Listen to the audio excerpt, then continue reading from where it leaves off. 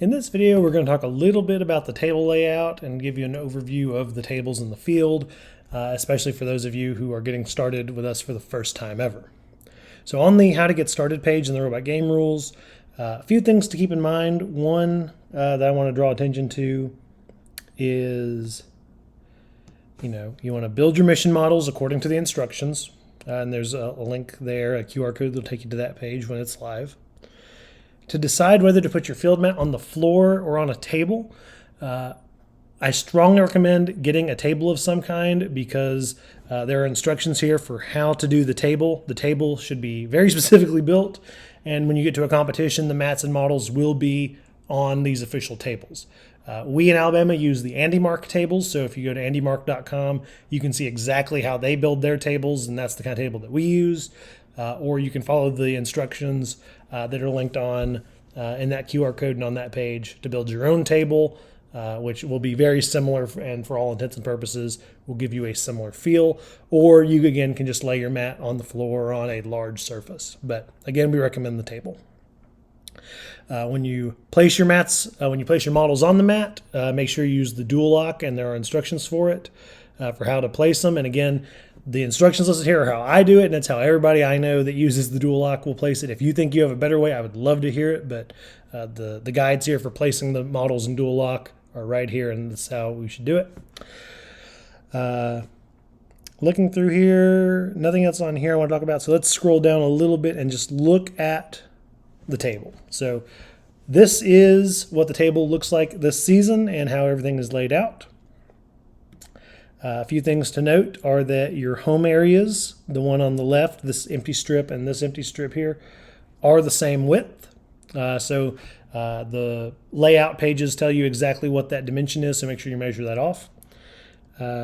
We are still deciding how we're going to secure the mats because it's kind of in the middle. We are right now expecting in our region in Alabama that we're going to use just pieces of electrical tape on each corner to make sure that it's laid down, but we have not finalized that yet, and we will be in contact with coaches to let them know kind of what our strategy is in the next couple of weeks. So that's the home areas there. One minor correction on this video right here. In the original video, I say that the mat needs to be aligned with the northern wall of the table. That is incorrect. The mat needs to be aligned with the southern wall. There should be a slight gap on the northern wall. So in the video, the drawing will show the northern wall. That is incorrect. The mat should be against the southern wall. And that will be reflected in the Robot Game Rules in the field setup on page 24. So refer to Robot Game Rules field setup, which is page 24, and it correctly says that the mat should be aligned against the southern wall with a gap in against the north wall. So when we talk about the table, we talk about it in terms of the cardinal directions: north, south, east, and west. So the two home regions, the one on the west or the left home area and the one in the east or the right home area, like I said, are equal. And again, here in this section, I said the wrong thing, again, repeated it. Again, the mat should be pushed all the way down against the south wall. There should be a gap on the north wall. Refer to Robot Game Rules field setup, which is page 24. And then, of course, on the northern edge of your table, there is another table. And it's going to be laid out, kind of flipped from yours, so that, their left home area is over here and their right home area is over here. But their Mission 5 model is going to be lined up in the same place. So again, you've got your home areas, you've got the left launch area, you've got the right launch area. And I joke with my wife Taylor about this, who is the partner for the region. She'll tell anybody she has a hard time with her left and right. And we've got kids as young as 9 in this program. Some of these kids have problems with their left and right. So if it helps, come up with another name for the two home areas, the two launch areas. You might call this one the Lego launch area, because it's where we see first Lego League Challenge and Lego Education and the Lego Foundation. L for left, L for Lego.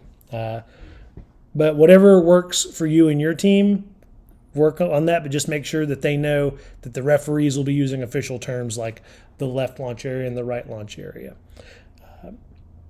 So those are kind of the big things. A few more things you want to be aware of is, in addition to on the mat, you've got your compass rose right here that shows you your north, south, east, west. You've also got these big, thick black lines with white borders around them. And these are very special lines that have been added to the mat. These are there if your team is planning on using line followers. These are built into the mat to help you have something to easily follow with a line follower program. But all the other models are laid out and numbered.